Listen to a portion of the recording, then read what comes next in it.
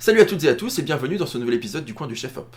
Aujourd'hui on va parler d'un outil qui est trop peu utilisé qu'on appelle les plans au sol. Les plans au sol c'est un truc qui est génial, que ce soit pendant la prépa, que ce soit pendant le tournage, c'est utile un peu à toutes les étapes de la production.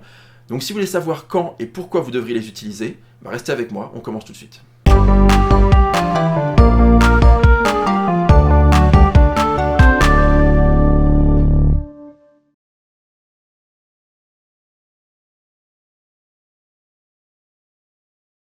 Alors avant de commencer, si c'est votre première fois sur le coin du chef op, soyez les bienvenus.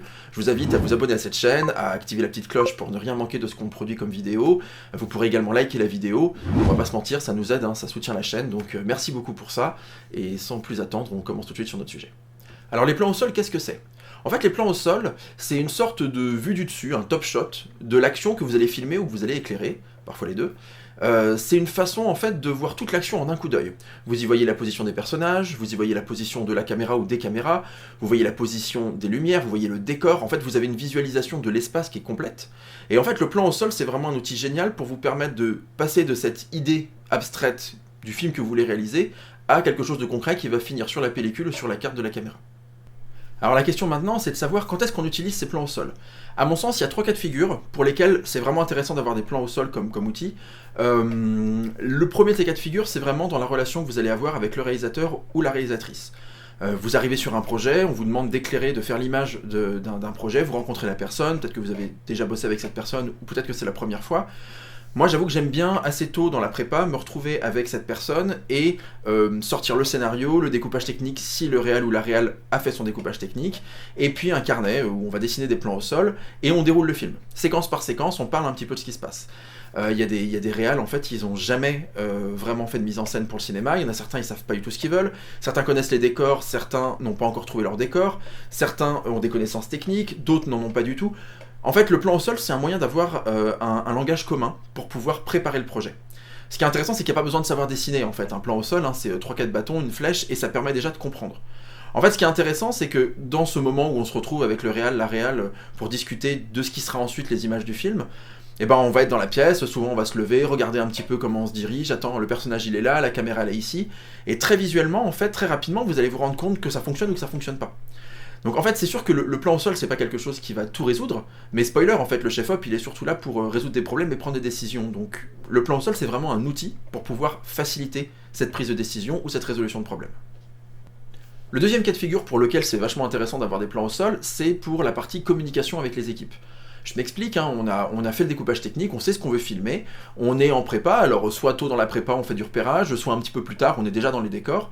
Le plan au sol il va nous permettre d'avoir un échange avec toutes les personnes qui sont impliquées dans la réalisation de l'image.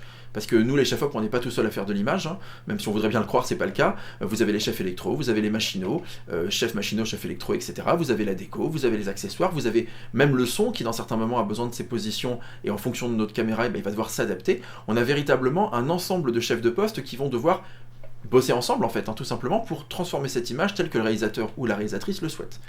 Et donc le plan au sol, c'est un peu le moyen d'avoir l'ordre de bataille. On a le plan au sol, tout le monde voit tout de suite, le travelling va être positionné ici, les sources elles vont être derrière cette fenêtre, la déco positionne ce qu'elle a besoin de poser, les accessoires éventuellement. En fait, s'il y a des effets spéciaux sur le plateau, également ça va être des choses qui vont être indiquées, les mouvements de caméra, les mouvements de comédiens également, tout y est en fait. Et ce qui est aussi intéressant avec ce plan au sol, c'est qu'il permet à chaque chef de poste de redescendre l'information à tous les membres de leur équipe. Donc si vous voulez, il y a vraiment une notion pyramidale comme ça, où en fait, d'un point de vue hiérarchique, on échange d'abord avec la personne qui crée, qui est vraiment la personne qui porte la mise en scène, c'est le réalisateur ou la réalisatrice. Cette personne-là, elle travaille avec vous sur un premier découpage, les plans au sol vont vous aider, et après on va travailler avec les chefs de poste d'abord dans un cercle restreint, puis au plus en plus large en fonction des différents départements nécessaires à la réalisation du film. Et en fait, toute cette information-là, elle va descendre toujours avec un document commun. C'est-à-dire que moi, il y a un truc que j'aime bien faire, par exemple, quand je reviens d'un repérage, c'est de me poser dans un coin, d'avoir pris des photos, d'avoir éventuellement dessiné un petit peu le plan, ou d'avoir obtenu le plan du lieu, et après je passe du temps en fait à commencer à réfléchir où je vais positionner mes lumières, où est-ce que je vais positionner ma caméra. Je peux faire la proposition ensuite au réalisateur, à la réalisatrice, je peux après en parler avec le chef électro, avec les machinaux s'il y a besoin, etc. Et l'intérêt, c'est que ça me permet déjà de poser la réflexion et laisser le temps à ces idées-là de mûrir, mais surtout c'est que ça me permet d'arriver sur le tournage avec un document, ou un petit peu avant le tournage, avec un document qui est établi, qui est partageable, qui est clair, et qui permet de donner à tout le monde la même direction. Donc ça c'est vraiment un truc qui est particulièrement utile dans le plan au sol. Troisième et dernière situation qui peut justifier l'usage d'un plan au sol, c'est tout ce qui va toucher à la transmission et à la formation. Vous le savez aujourd'hui, à l'ère des réseaux sociaux, on voit fleurir sur internet des personnes qui font de la lumière, qui éclairent des scènes, qui montrent le résultat et qui en même temps vont vous expliquer comment ils l'ont éclairé. On fait ça sur la chaîne Instagram du coin du chef-op, mais il y a énormément de personnes sur plein de réseaux sociaux différents qui font exactement la même chose. Il faut vraiment voir que dans notre métier, la transmission c'est quelque chose qui a vraiment du sens. C'est-à-dire qu'en fait, à un moment on apprend sur les tournages, par l'expérience, par la lecture, par la pratique. Mais aussi aujourd'hui on a un outil qui est génial qui est l'internet et qui permet de communiquer avec des personnes, avec vous, sans vous connaître et de partager des connaissances. Et le plan au sol, c'est un super moyen d'expliquer, de montrer, de ajouter à un texte, on peut vraiment faire comprendre aux gens comment une source positionnée à tel endroit va permettre de produire tel résultat. Et donc le plan au sol, il est bien pour la production, il a énormément de sens quand on est en train de faire un film, c'est un outil qui est à mon sens vraiment indispensable et que j'adore utiliser, mais c'est aussi quelque chose qui peut nous permettre d'aller plus loin, qui peut nous permettre de communiquer avec les autres, de transmettre des idées. Et quand on parle de pédagogie ou de transmission, alors évidemment on pense aux personnes qui apprennent ce métier, qui ont envie de faire de la lumière, mais ça peut aussi s'adresser à toutes les personnes qui sont autour, des gens qui vont être assistants réals, des gens qui vont être déco, qui vont être accessoiristes, des producteurs, qui en fait, à un moment, vont pouvoir visualiser des choses techniques, de manière hyper claire et hyper compréhensible, sans que ces personnes-là, elles aient besoin d'avoir un énorme bagage de connaissances. Ça va leur permettre vraiment de comprendre parfois pourquoi, quand on est en train de négocier avec une production pour obtenir tel ou tel élément, que ce soit du matériel caméra ou du matériel lumière, ça peut leur permettre de vraiment visualiser les choses. Et donc cet outil du plan au sol, encore une fois, cette notion de pédagogie qui s'adresse aussi bien aux gens qui ont envie de faire ce métier qu'aux partenaires professionnels, et ben en fait il n'est pas à négliger. Donc abusez du plan au sol, quelle que soit votre pratique, quel que soit l'endroit où vous voulez l'utiliser, c'est vraiment quelque chose qui va nous permettre d'être plus clair. Et en fait c'est quelque chose qui est hyper important, il faut qu'on se fasse comprendre, il faut qu'on soit clair. Nous notre but c'est de transformer la vision de quelqu'un en une image à la fin qui s'imprime sur une péloche ou dans une carte numérique. Et ben ça, cet outil-là, notre job, il nous permet de le rendre plus facile. On doit être plus clair et c'est vachement important de le faire avec notamment les plans au sol. Alors la question maintenant c'est de savoir comment est-ce qu'on fait des plans au sol. Je vais vous proposer 3 solutions que j'utilise plus ou moins, mais qui me semblent représenter assez complètement, assez largement les possibilités qui s'offrent à vous. La première d'entre elles, c'est le papier et le crayon. Moi je me suis fait imprimer des petits carnets comme celui-ci que je travaille partout avec moi et qui me permettent en fait sur un tournage très rapidement de sortir mon petit crayon et on fait un crowbar, on dessine, petit plan au sol, j'ai mes proportions, je vais pouvoir expliquer à un producteur où est-ce que je vais positionner la caméra, je vais pouvoir vraiment illustrer de la manière la plus rapide possible ce que j'ai en tête. Parce que des fois, ce qu'il faut, c'est réussir à être clair, c'est pas toujours le cas. Et donc, moi, le papier-crayon, c'est vraiment un outil que je pense qu'il faut toujours avoir avec vous. Alors, vous n'êtes pas obligé d'avoir des carnets, quoi qu'il en soit, c'est vraiment important d'avoir cette possibilité-là sous la main, très rapidement, d'être clair et de fédérer les gens sur une vision commune de ce que vous voulez faire. Si les carnets vous intéressent, il y a un lien en description pour les obtenir. Mais vraiment, j'insiste sur le fait que le papier-crayon, vous devriez toujours en avoir avec vous, dans votre poche. S'il y a besoin d'expliquer quelque chose, honnêtement, ça résout des problèmes. Alors deuxième possibilité pour réaliser vos plans au sol, ça va être d'utiliser un logiciel qui s'appelle Shot Designer par Hollywood Camera Works. Et c'est un produit qui existe depuis pas mal de temps, pas mal d'années. Les plans feu qu'on voit sur internet sont souvent faits avec ce logiciel-là. Même moi sur le compte Instagram du coin du chef-op, j'utilise Shot Designer. Il y a une version gratuite et une version payante. Alors la version gratuite ne vous permet pas d'exporter autant de formats d'images que vous l'auriez avec la version payante.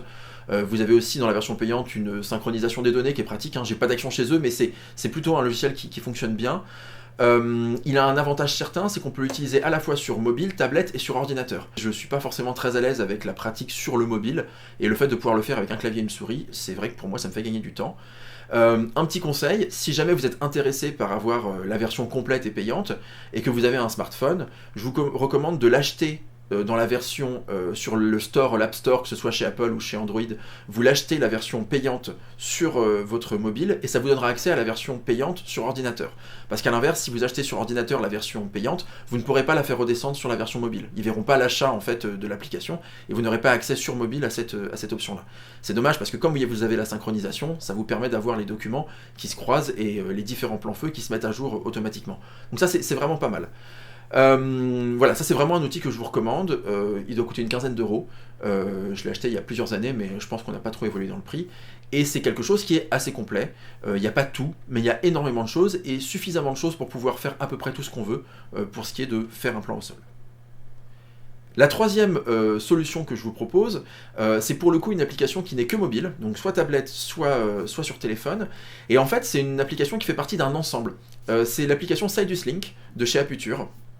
L'application Sidus Link, si vous ne la connaissez pas, elle permet tout un tas de choses. Il y a des outils de mesure de profondeur de champ, des outils un peu une sorte de calculateur pour chef opérateur, mais surtout elle permet de contrôler les lumières. C'est-à-dire que moi j'ai des projecteurs par exemple de chez Aputure, et ben je peux contrôler l'intensité, la couleur, la température de couleur de mes lumières et de mes projecteurs grâce à cette application. Et à l'intérieur de cette application, il y a quelque chose qui s'appelle Diagram Master, qui en fait vous permet de faire des plans au sol. Et je dois dire que cette application, elle est hyper complète. Moi, mon seul frein, c'est véritablement qu'il faut y aller avec les doigts et c'est pas forcément un truc avec lequel je suis à l'aise. Mais dans l'absolu, cette application, elle est hyper complète. Elle vous propose différents modèles de caméra, différents modèles de projecteurs en fonction des fabricants. Vous avez aussi les mouvements de personnages, les mouvements de caméra, etc. Elle est hyper complète. Elle vous permet de faire un export aussi un peu d'une liste matérielle, ce qui est assez intéressant. J'ai pas encore complètement réussi à trouver comment faire un export du plan feu lui-même. Alors après, la capture d'écran fonctionne très bien. Mais c'est vraiment une application qui a plein d'avantages et qui mérite vraiment d'être connue parce que vous l'avez au fond de la poche, vous pouvez la partager avec d'autres personnes et donc très clairement ça vous permet d'avoir un élément extrêmement précis de plan feu. Donc voilà, Diagram Master dans l'application Sidus Link, c'est aussi une application que je vous recommande. Donc voilà, vous avez du papier crayon le plus facile à obtenir, la version ordinateur qui pour moi est la plus ergonomique, et la version mobile qui est quelque chose qu'on peut emmener partout avec soi. Donc vraiment, ces trois outils-là, ce sont des choses qui peuvent vous permettre, à peu près dans toutes les situations, d'avoir un plan en feu ou un plan au sol que vous pouvez présenter à vos partenaires. Voilà pour cette vidéo sur les plans au sol, j'espère qu'elle vous aura plu, qu'elle vous aura intéressé, que si vous ne les utilisez pas déjà, elle vous donnera envie de faire des plans feu et des plans au sol sur vos prochains projets. Si à l'inverse vous êtes déjà utilisateur, utilisatrice régulier ou régulière de cet outil-là, bah, continuez, j'espère que ça vous confortera dans le fait que clairement le plan feu c'est un super gain de temps. On sait que sur les tournages le temps c'est de l'argent et qu'en fait si on résout des problèmes rapidement, et ben, tout le monde ne s'en porte que mieux, donc voilà, continuez à utiliser ça, bravo à vous, faites des plans feu, faites des plans au sol, c'est un super outil. Si cette vidéo vous a plu, n'hésitez pas à la liker, n'hésitez pas à vous abonner à la chaîne YouTube du Coin du Chef Op. Toutes les semaines, on a de plus en plus de gens qui regardent, de plus en plus de gens qui nous contactent, qui laissent des commentaires. Donc merci à toutes et à tous pour ça, ça nous encourage à continuer. Nous, on se retrouve pour un prochain épisode très rapidement. D'ici là, je vous souhaite une excellente journée, portez-vous bien et à bientôt. Salut!